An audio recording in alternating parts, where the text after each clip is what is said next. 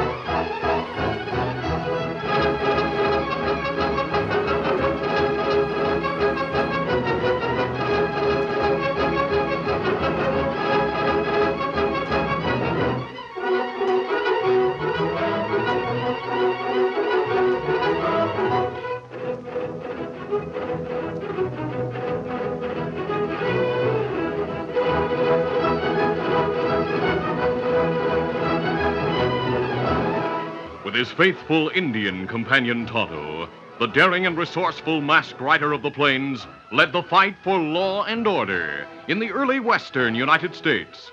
Nowhere in the pages of history can one find a greater champion of justice. Return with us now to those thrilling days of yesteryear. From out of the past come the thundering hoofbeats of the great horse Silver. The Lone Ranger rides again. Come on, Silver. Let's go, big fella. Hi-yo, Silver! Away!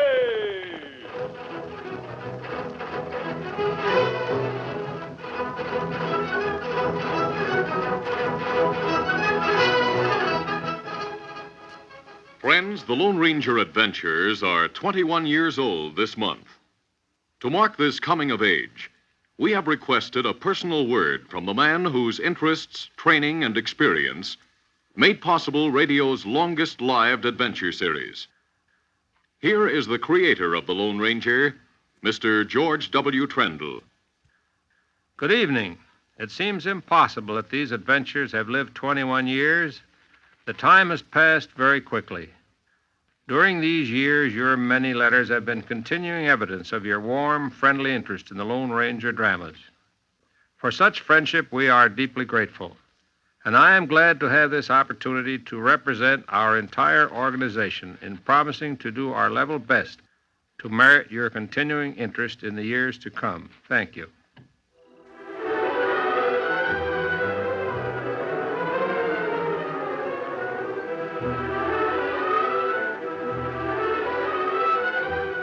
Kane Dolan, outlaw leader, and his men sprang to their feet and drew guns as they heard hoofbeats approaching their hideout. Have your guns ready, men? Kane glanced through the window and said, Oh, it's all right. That's Jake, the Army scout. Hi, Jake. Hello, Kane. Come on in. You men know Jake. Sure. Howdy. Well, you got news for us? Yeah. An escort of 6 troopers is leaving Fort Lockton this afternoon and heading east along the Butterfield Trail to meet a big wagon train and escort it across the plains. What about it? That train is made up of a lot of pioneers who own businesses back east. They sold out and are bringing the cash with them to settle in the west. What's more, there's a wagon load of Army rifles and ammunition they're bringing to Fort Lockton. The Major's brother-in-law is wagon master. Ought to be plenty of cash in that wagon train. Including you, there's 6 of us. But we couldn't... Now, wait a minute, Kane. I figure you could get help from the Comanches. Chief Longfoot would jump at the chance if you offered to let him have the rifles and ammunition. Well, the escort will be on the lookout for an attack and have the wagons stop at protected places. But if we could be sure of surprising them on the plain... Now, there must be some way... Now, wait a minute. If we showed up as the escort, we'd have complete control of things. Yeah, but how could we do that? Yeah. What you got in mind, Kane? We get a few of Longfoot's braves to help us ambush the 6 troopers, take their uniforms and army horses, and go on to meet the wagon train ourselves.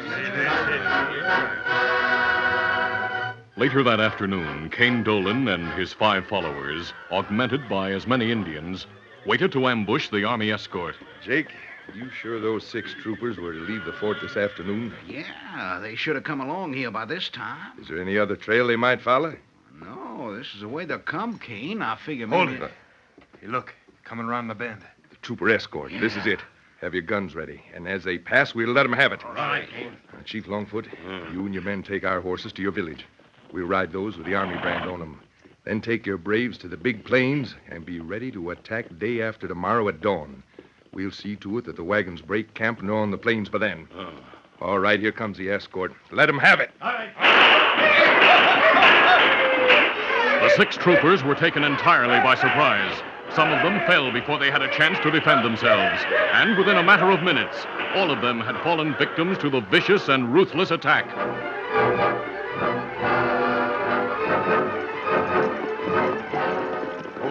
Oh, there. Easy.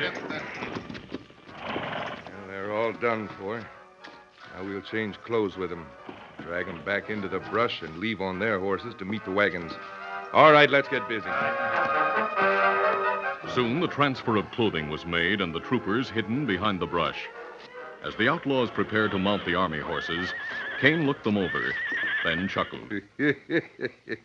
Some of the uniforms don't fit any too well, but nobody will notice. Now, remember, my uniform has the chevrons of a sergeant on the sleeves. So be sure to call me Sergeant. Right, Sarge. We go back to village now. Then me ride with 100 braves to Big Plains. Attack wagon. Good. Adios, Chief. All right, let's go, men. Steady. Get up! Get up!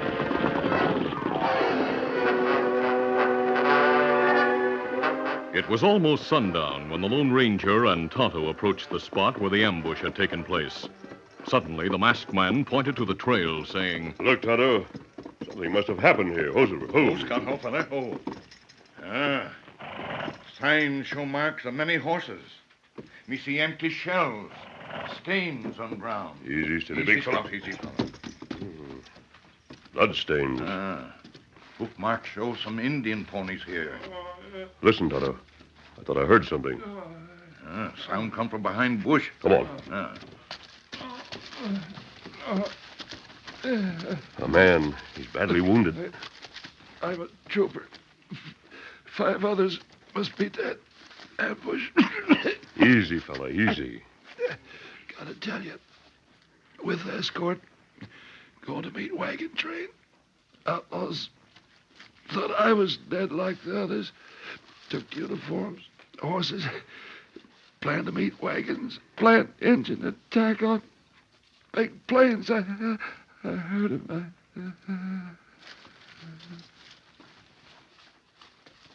He's gone, Tonto. Him say him trooper. But him not have uniform. Wait. We'll look around. Come on. Hidden behind bushes, the Lone Ranger and Tonto found the bodies of the other troopers. The Lone Ranger clenched his fists in anger as he spoke. Those dirty, vicious killers. These men didn't have a chance. That's right. The story that man told us must be true. The outlaws took their uniforms and horses and have gone to meet the wagon train. Now, look here. Pile of clothing the killers must have worn before the attack. And what we do? We haven't much time, Tonto. The first thing we must do is to make graves for those men. All right, hurry. Let's get busy. A short time later, the unpleasant task was completed. Then the masked man spoke. Tonto, I'll give you a note to Major Belding at Fort Lockton. He'd remember you, I'm sure. Tell him what happened and what the outlaws plan to do. And what you do? I'll remove my mask and disguise my features. And I'll find the wagon train and pose as a rancher. I'll do everything possible to protect the pioneers until you get to the Big Plains with the troopers.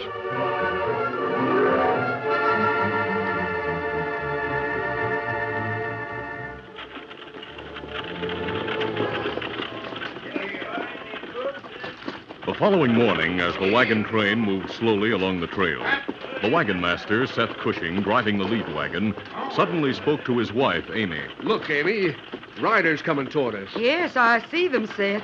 By thunder, they're troopers. I can make out their uniforms. Well, they must be from the fort my brother commands. Reckon so. The major wrote that he'd send an escort to meet us and give us added protection across the big plains. Oh, the sight of them makes me feel we're almost there, Seth.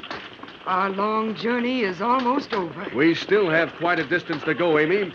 But like you say, it does make you feel like the trip's about over. To see the men from your brother's fort. Well, here they come. We better stop and greet them. Oh, now. Stop the wagon!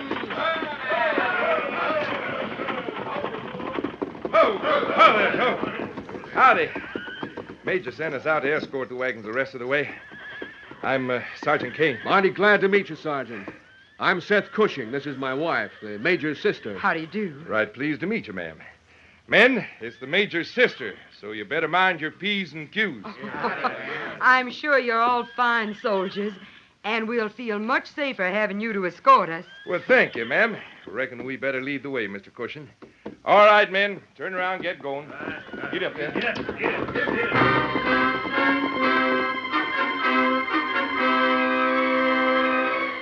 The outlaws took their place at the head of the wagon train. Some hours later, the Lone Ranger, disguised as a rancher, watched from hiding as the long line of prairie schooners, headed by the uniformed horsemen, followed the trail through the hills as they made their way toward the big plains beyond. After the last wagon had passed, the Lone Ranger started along the trail behind it. Come on, Silver!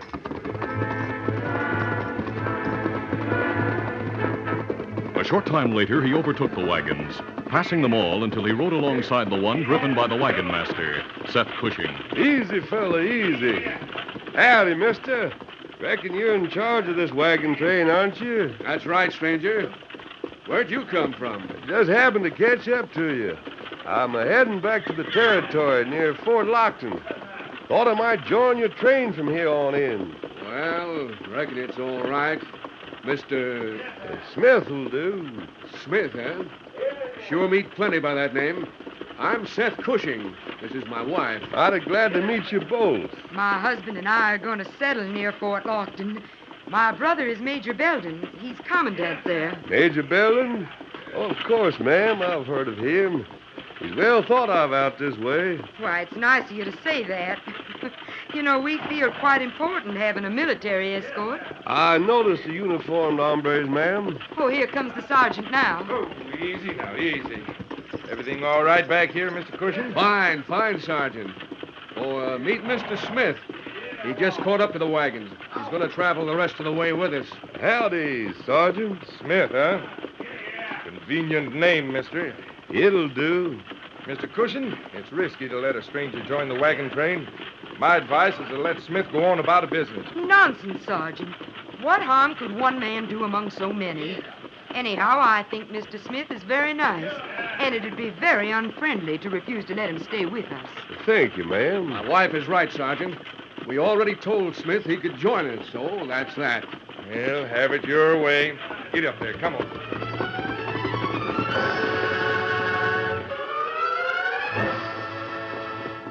Kane quickly joined his men, and as they rode, he discussed the newcomer. You know, Jake, something about that fella Smith I don't like. Yeah? What? I don't know.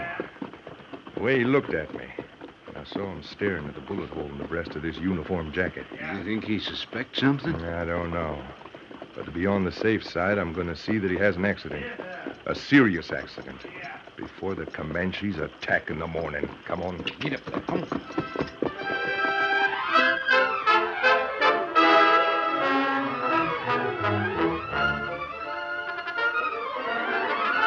The curtain falls on the first act of our Lone Ranger adventure. Before the next exciting scenes, please permit us to pause for just a few moments.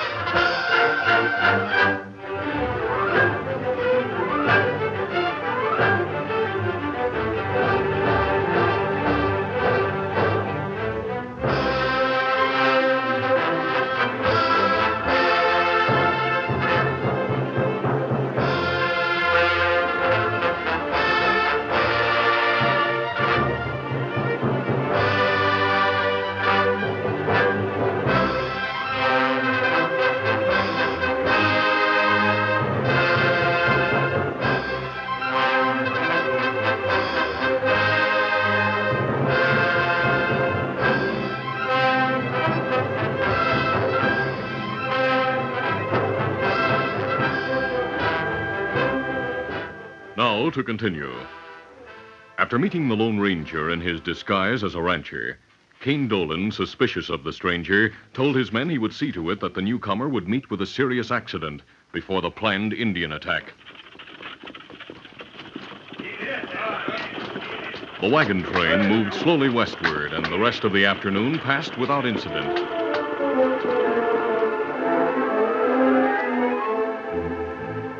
At sundown, the wagon circled for the night at the edge of the plains. The Lone Ranger decided it was time to warn Seth Cushing. Mr. Cushing, may I have a word with you? Sure. What is it, Smith?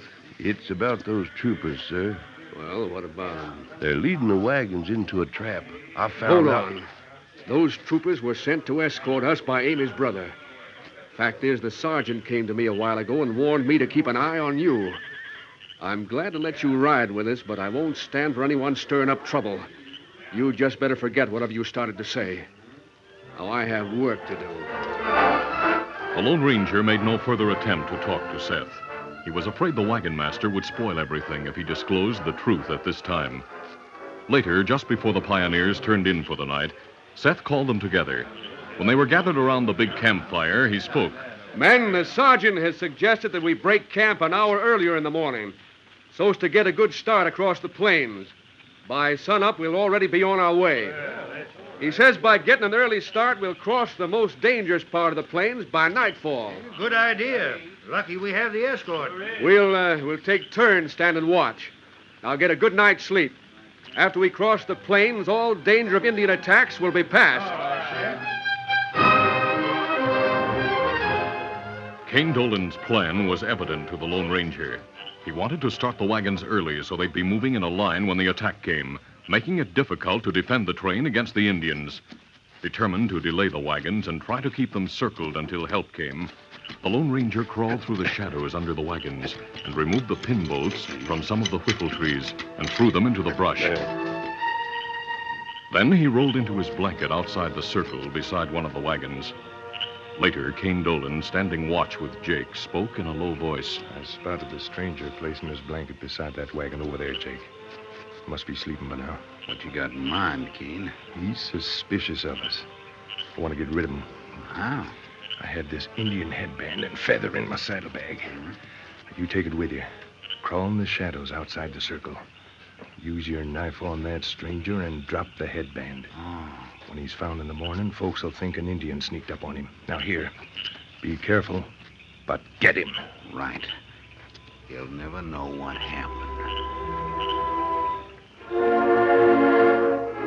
The Lone Ranger lay awake, staring into the darkness. Suddenly, he heard the crack of a twig. The sound came from the darkness outside the circle of wagons. Quickly, he slid from the rolled blanket and waited. Then, instantly, the Lone Ranger sprang, grappling with the dark figure who wielded the knife. Tried to knife me, eh?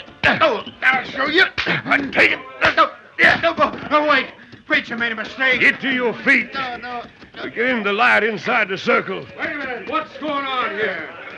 This man tried to knife me. Knife you? Why, he's one of the troopers. I didn't try to knife him. I saw an Indian creeping up on him. I followed. Just as I got there, I heard the blow. This hombre jumped me. Reckon the redskin got away. You're lying. I have a lantern. We'll have a look. Yeah, I did. Knife stuck into your blanket, all right. Don't see how you avoided it. Now, look there. An Indian headband with a feather stuck in it. By thunder, you're right. An Indian did try to sneak up on you. What's all the excitement? An Indian tried to knife Mr. Smith, Sergeant. He got away, but it looks bad. If Indians are around here, We'll check thoroughly, Mr. Cushing, and be alert for indications that other Indians might be nearby. You just leave it to us. Come on, Jake.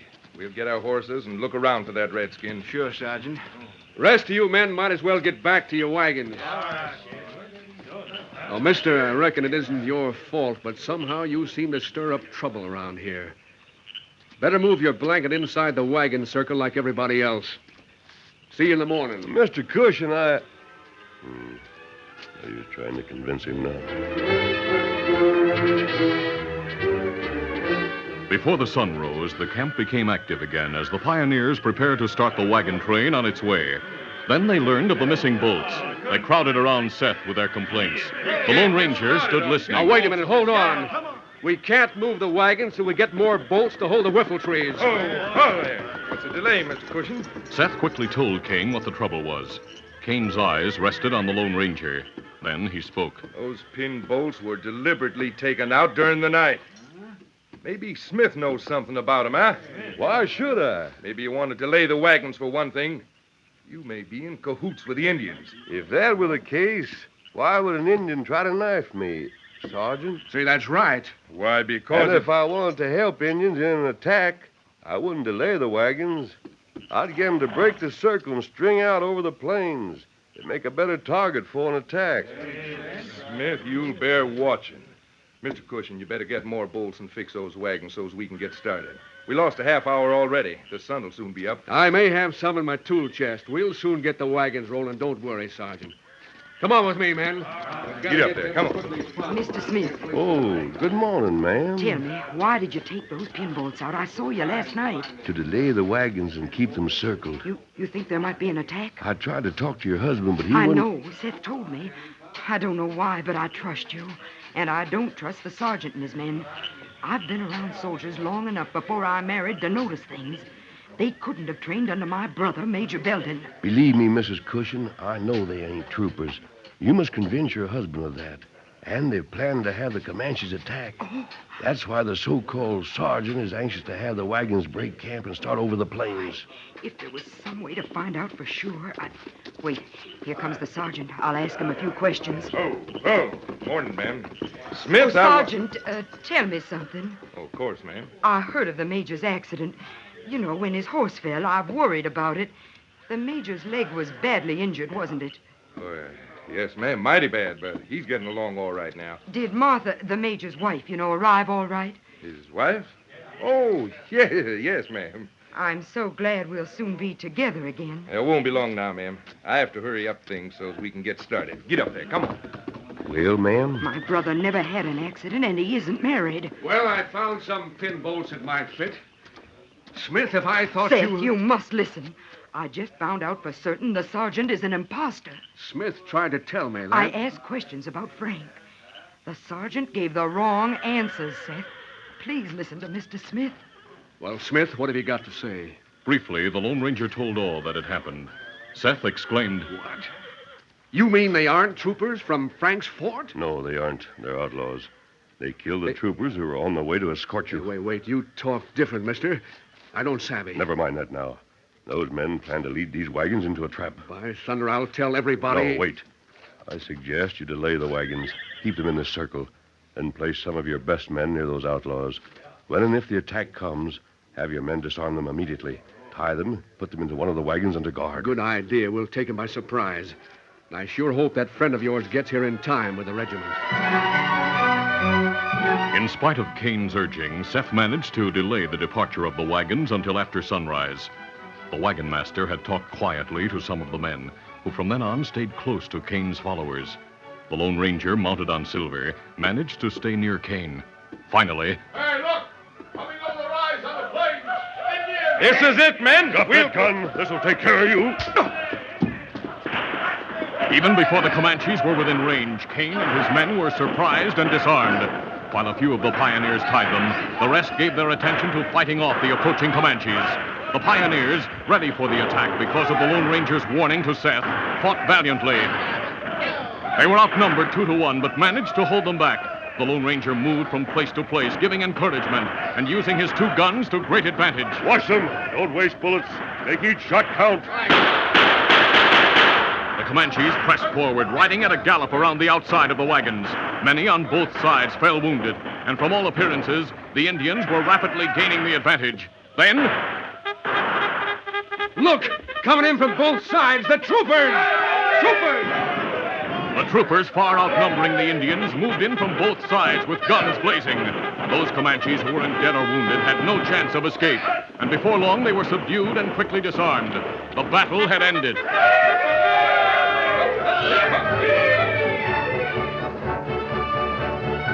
Later, Tonto and the Lone Ranger listened as the Major verified the story told by the masked man about the ambush of the Escort. He finished by saying, Those killers will be taken back and tried for murder, along with Chief Longfoot. I hate to think of the result if the outlaw's plan had gone through. Yes. Thanks to Smith, we found out in time. Smith? The gentleman on the white stallion, Frank. He tried to tell Seth last night, but Seth wouldn't listen to him. We owe our lives to Mr. Smith, and I, for one, am grateful. Easy, Silver. Easy, boy. Thank you, Mrs. Cushing. Yeah, we're all thankful to him and his friend Tonto, but why do you call him Smith? That's the name he gave us. Of course, I noticed earlier that he changed his way of speaking. His drawl suddenly disappeared. It was used only as a convenience, Mrs. Cushing. Well, Tonto and I'll ride on ahead, Major. Make certain there are no more Indians waiting to attack. Adios, everybody. Goodbye. Mr. Smith is such a fine man. Somehow I trusted him from the very first. Well, his name isn't Smith, Amy. You had every reason to trust him. He's the finest American I know, and one of whom the West is mighty proud. Who is he, Major? Yes, Frank, for heaven's sake, get to the point. Just who is that man? He usually wears a black mask, but at present his features are disguised. Amy, you'll hear a lot more about him out here. He's the Lone Ranger.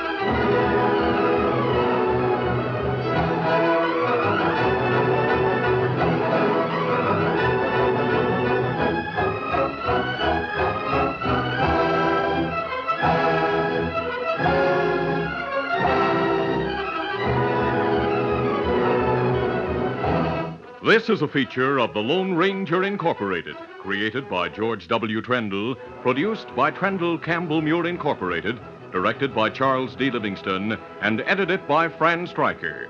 The part of the Lone Ranger is played by Brace Beamer.